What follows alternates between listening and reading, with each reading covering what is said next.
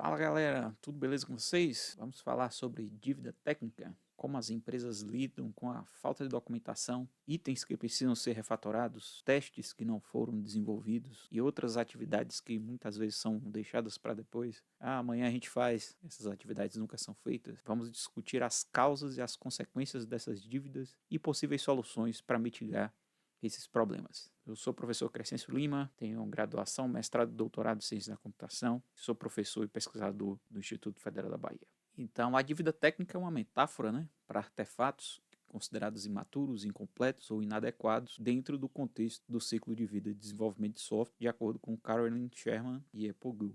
Essa metáfora ela foi criada para descrever a situação, entre as escolhas feitas em um projeto de software que vão gerar uma determinada necessidade de melhoria ou ajustes no futuro, assim como as dívidas financeiras. Aqui existe um efeito acumulativo que é bem similar aos juros, onde o não pagamento acaba aumentando, a consequência é o aumento dessa dívida, e aí, à medida que o tempo passa, vai se tornando, uma bola de neve. Então, essa metáfora ela foi criada pelo Ward Cunningham com o intuito de tentar trazer princípios, conhecidos normalmente por outros stakeholders que não fazem parte desse mundo tecnológico e tentar associar esses termos com termos que são comumente conhecidos pelo público geral. Soluções não ótimas de design que dificultam, por exemplo, a manutenção e a evolução do sistema foi pensado dessa forma. Fazendo uma tradução, a dívida é uma coisa da qual você quer se livrar. Se não fizer nada, ela só vai aumentar, similar aos juros acumulativos. A tendência é que essa dívida ela vai se tornando mais complexa do passar do tempo e lógico que ela pode causar efeitos colaterais, pode acabar gerando impacto em outros contextos do projeto. Quanto mais essa dívida aumenta, maior a dificuldade para você se livrar dela. Querendo ou não, no final das contas você acaba pagando. Então, empresas onde tem a rotatividade de pessoal, muitas vezes uma dívida ela acaba sendo herdada por aquele profissional que acaba de chegar no projeto. O profissional que estava presente, ele deixa a dívida, e aquele profissional que começa a atuar no projeto acaba tendo que assumir os juros que foi acumulado, que foi gerado por outras pessoas. Algumas possíveis origens, geralmente são solicitações que no início parece coisa que é simples, somente durante o desenvolvimento é possível ter uma dimensão do problema. Então não tem como colocar só uma tela. Inicialmente parece uma solicitação simples e fácil de ser executada, porém, ao longo do processo de desenvolvimento, talvez aquela solicitação exija, e introduz um nível de complexidade elevado, e aí o barato acaba saindo caro. Depois realizamos os testes, não tem como mudar isso agora, deixa para mudar depois, Demandas que não estavam previstas no projeto inicial, não se preocupe com a documentação agora, deixa que depois a gente faz os documentos. O único que pode alterar esse código é o João, O João geralmente é aquele desenvolvedor mais experiente no projeto, então ele é o único capaz de fazer isso, então vamos deixar essa dívida para ser paga pelo coitado do João. Feito o primeiro crude, os demais é só copiar e colar. Então aquela ilusão, fez a tela inicial, fez uma criação, alteração, remoção e o update, e aí ok, agora é só copiar e colar, e aí lógico que ao longo da execução do projeto isso acaba sendo uma falácia. Algumas causas, e o que pode acarretar. Então, definição insuficiente dos requisitos, tanto funcionais como não funcionais, eles podem ocasionar em dívida técnica lá na frente, porque a equipe de desenvolvimento precisa ter conhecimento claro desses requisitos. Então, se não tem, dificulta para a equipe de desenvolvimento, dificulta também para a equipe que vai ficar responsável pelos testes, uma vez que você precisa de um embasamento, você precisa de documentação e da especificação para a criação e fazer a criação dos testes. Eu costumo dizer que quando você tem um documento de requisitos bem detalhado, bem descrito, consequentemente você vai ter bons testes, Os testes eles podem ser bem detalhados. A partir do momento que você não tem documentação de requisitos, então aí os problemas acontecem, Porque a equipe de teste ela precisa indiretamente do processo de desenvolvimento, Ela não tem autonomia de entender o que foi descrito lá nos requisitos para propor esses testes e verificar se de fato os requisitos foram implementados. Pressão do negócio, tanto no contexto político, legal, organizacional, existe sempre aquela demanda, aquela necessidade, de entrega rápida. Estamos sempre apagando incêndios, Isso aí, consequentemente, pode ocasionar em futuros problemas no projeto. Pressão sempre dificulta, sempre gera problemas porque você está trabalhando num nível de estresse elevado e indiretamente isso pode ocasionar em problemas. autoacoplamento no código. Então, quando você tem uma dependência muito grande entre os módulos e quando você tem esse acoplamento, é preciso fazer atualizações no projeto e alterações, aquela alteração ela vai impactar, ela vai ter um efeito dominó em vários outros módulos do projeto. A ideia é que a gente tenha um fraco acoplamento e a alta coesão. Quando a gente tem esse autoacoplamento, consequentemente, isso vai ocasionar, né, em dívida técnica. A ausência de testes, aqui é comum, a gente vai ter uma aula específica só para falar sobre o teste debt, né, que são as dívidas de teste. Quando você não descreve os casos de teste, não cria as suítes de teste, não tem os dados de teste, relatórios em automação, você tem uma fonte rica de gerações de dívidas técnicas.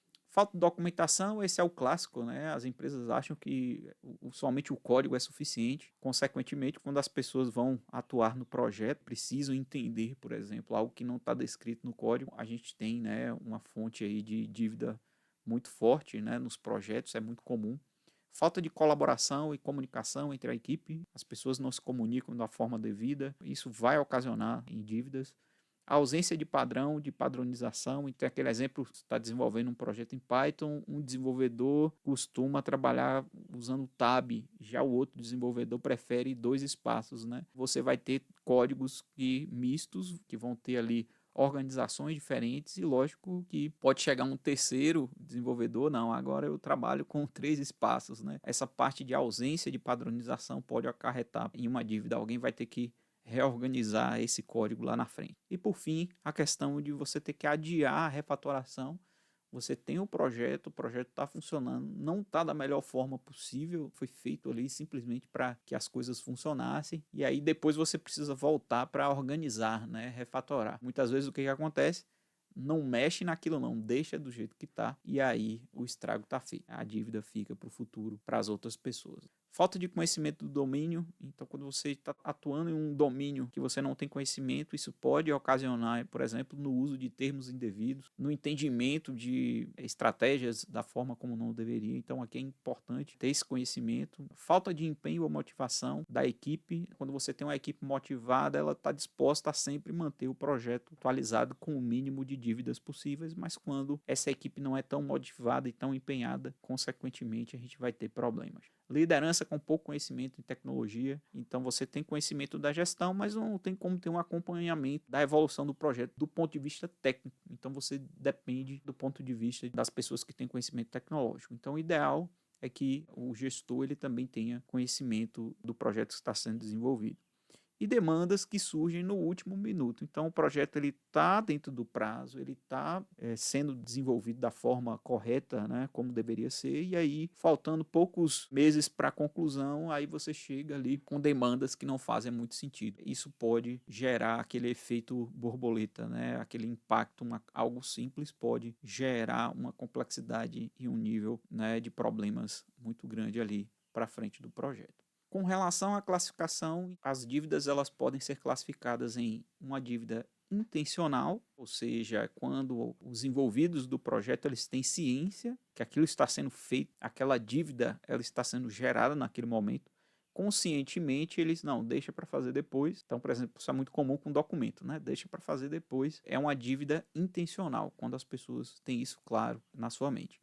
E tem a dívida não intencional. Muitas vezes você está ali envolvido no projeto, existe uma pressão muito grande para entrega, o nível de estresse e de ansiedade ocasionada pode levar a que as pessoas indiretamente implementem, por exemplo, uma funcionalidade de forma incorreta. Então, não foi proposital, não foi intencional. Então, é a dívida que surge nesse contexto. E, por fim, a gente tem as dívidas que são de curto prazo, é possível resolvê-las rapidamente, e tem as dívidas de longo prazo, ou seja, ela vai exigir um esforço maior da equipe para a sua conclusão.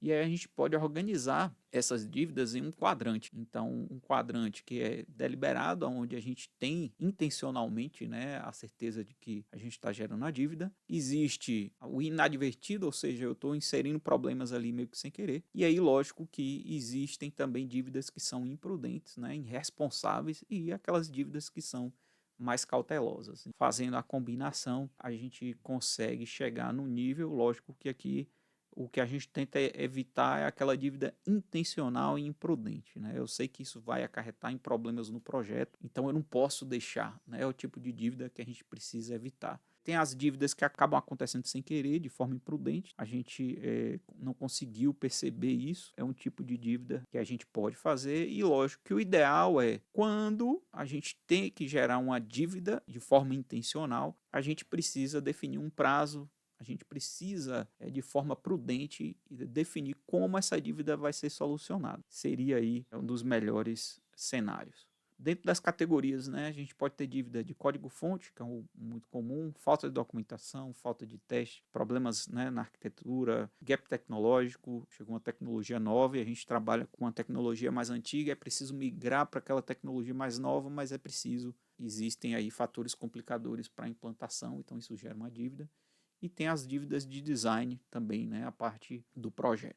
E é preciso fazer o tratamento dessa dívida. Então, primeiro de tudo, reconhecer que aquela dívida existe. O pior problema é que você não sabe que tem. Então, o ideal é que a gente busque identificar, né, essas dívidas. Saber se existe uma dívida é necessário saber como seria um software sem a dívida. A gente precisa ter esse conhecimento e precisa ter isso claro. Tente não contrair mais dívidas. Uma vez que você já está no buraco, a ideia é parar de cavar. É aquela questão do cheque especial, né? Você tem um empréstimo, você não consegue pagar e aí pega um cheque especial para fazer o pagamento do empréstimo. Então você vai estar ali complicando mais ainda a sua situação. O ideal é que a equipe analise com calma, pare e faça uma análise, né, do nível de criticidade dessas dívidas. Para desenvolver o código sem seguir padrões de qualidade e padronização, por exemplo. A ideia desse tratamento é justamente isso. Primeiro de tudo, reconhecer. Segundo ponto, definir estrategicamente como será feita essa resolução dessas dívidas através de planejamento. Se há juros embutidos, deixe claro para as pessoas que estão envolvidas quais são as implicações daquela dívida. Vai deixar essa documentação, não vai escrevê-la nesse momento, então daqui, né, a 2, 3 dias, quando você voltar, você precisa relembrar tudo que foi feito. Por que não tentar solucionar esse problema logo agora, né? Então a ideia aqui é tentar antecipar esses problemas. Se uma dívida é parte inerente de um produto, ela também deve ser parte natural do custo e deve ser prevista. Uma vez que a gente faz o planejamento para o desenvolvimento, a gente tem certeza que problemas irão acontecer e aí a gente precisa também colocar no planejamento um tempo para solucionar esses problemas.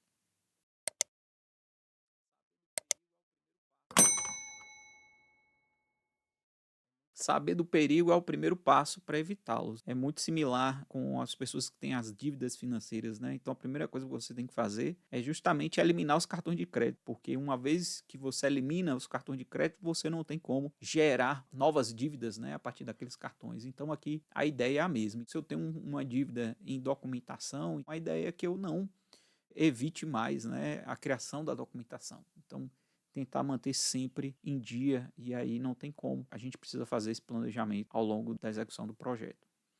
Acostume-se com a amortização da dívida. O barato muitas vezes acaba saindo caro. Se não existe essa preocupação com a resolução, muitas vezes aquele problema que é irrelevante ao longo do desenvolvimento do projeto, com novas funcionalidades, com novos requisitos, isso pode acabar acarretando, né, em um problema muito mais grave lá na frente. Então a ideia é tentar antecipar a resolução. Então eu tenho que refatorar, então a ideia é tentar antecipar, separar um período do dia para eliminar parte dessas dívidas, né? Separar sempre um período do dia para tentar resolver essas dívidas. O custo de adiar ou ignorar tarefas aparentemente secundárias pode ser maior do que elas no futuro. A dívida ela cobra juros, aquele efeito de bola de neve, algo que muitas vezes começa como simples e pequeno, pode acabar ocasionando um problema bem grave e grande lá no futuro. E aí, lógico que a gente pode, né, analisar, existe um contexto aqui, um fluxo, né, um processo onde a gente consegue analisar, por exemplo, o nível quando uma dívida ela acontece, quando ela não é opcional, e se torna inevitável. O contexto de análise estática, a gente tem um processo de construção, então é feita a análise estática do projeto. Existem várias ferramentas hoje que auxiliam nessa etapa, né? Então as LLMs, por exemplo, elas são muito eficientes, né, nesse contexto. Uma vez que eu encontrei problemas e issues, eu posso tratar esses issues. Então, uma vez que eu decido pelo tratamento, eu opto pela refatoração. E eu vou gerar um fluxo de retrabalho. Então, eu vou fazer as alterações e preciso passar pela análise estática novamente para ver se aqueles problemas eles foram resolvidos. Uma vez que eu opto pelo não tratamento, isso vai ocasionar numa dívida técnica. Dentro do tratamento da dívida é preciso aprender, né, evoluir, buscar a excelência, né? Os erros ensinam que só os erros nos ensinam. A gente precisa fazer uma busca, né, ter uma busca frequente por esses problemas. O processo de aceitar, entender e tratar a dívida é uma oportunidade única de aprendizado. Então aqui a gente consegue aprender de forma eficiente, né, e prática sobre como desenvolver software, né? E à medida que a gente cria esse fluxo de trabalho, sempre buscando encontrar os problemas e solucioná-los, né, de forma ágil e rápida, a gente acaba aprendendo, né? A equipe aprende muito com isso, se torna uma equipe mais madura, uma equipe que futuramente a tendência é introduzir uma quantidade menor de dívidas técnicas. Então existem os benefícios. Uma vez que a gente não resolve os problemas, à medida que a gente vai criando as dívidas, a gente tem aquela impressão que o projeto está funcionando e fluindo rapidamente, né? A gente consegue entregar as coisas muito rápido, mas depois, à medida que esses problemas vão se acumulando e aparecendo, não tem jeito. A gente precisa parar para resolvê-los e aí isso ocasiona na descida de produtividade ou na queda da produtividade. Já quando as equipes trabalham levando em consideração a dívida e resolvendo elas ao longo do tempo, aí sim você tem um fluxo, né, de desenvolvimento. Ele não é tão rápido no início e você não tem aquela percepção de crescimento exponencial, mas você tem um crescimento mais estável, um crescimento com a quantidade menor de problemas.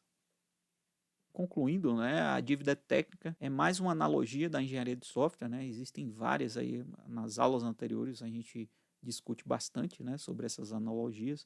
Não existe nada de inovador nesse processo, porém, essa analogia facilita com que stakeholders que não são da área tecnológica consigam, né, entender um pouco mais do que se trata esses problemas. É criada para facilitar o entendimento dos problemas para as pessoas envolvidas no processo, aproxima-se da realidade de diferentes stakeholders, né, e do público geral. Se o que precisa ser desenvolvido é apenas um protótipo e está em fase de validação, a dívida técnica até que pode ser um benefício. Nesses momentos, uma reconstrução será feita de qualquer forma, então não faz muito sentido, né, ficar resolvendo essas dívidas, porque de uma certa forma vai acontecer, né, um descarte. Mas, no geral, no início, começa com boas intenções, mas tem um fim baseado em grandes falhas de sistema. Então, a parte de prototipação, essa parte inicial, é muito tranquilo você ignorar, né, e gerar essas dívidas, mas uma vez que esse protótipo ele se torna um MVP, ele passa a ser um produto que precisa ser, né, ele tem um time to market, ele precisa trazer essas funcionalidades, aí sim é preciso levar em consideração de forma mais crítica essa questão das dívidas. Em casos onde o produto já foi validado, a prática pode ser prejudicial à construção do código. Então, antes as mudanças eram lentas e metódicas, né, implementadas nos projetos, e hoje a renovação acontece de forma mais rápida e contínua. Muitas vezes não dá tempo nem de mapear a dívida porque o projeto já avançou e aí a gente descarta, por exemplo, né, uma determinada funcionalidade que não faz mais sentido no projeto, mas vai depender, né, do contexto. Beleza, galera? Dúvidas? A gente vai analisar agora um pouco mais especificamente sobre as dívidas de testes. Vocês vão conseguir verificar o link. Eu vou deixar o link descrito aqui no vídeo. E além disso, se inscreva no canal e deixe seu like aí para fortalecer. Beleza? Valeu, até o próximo vídeo.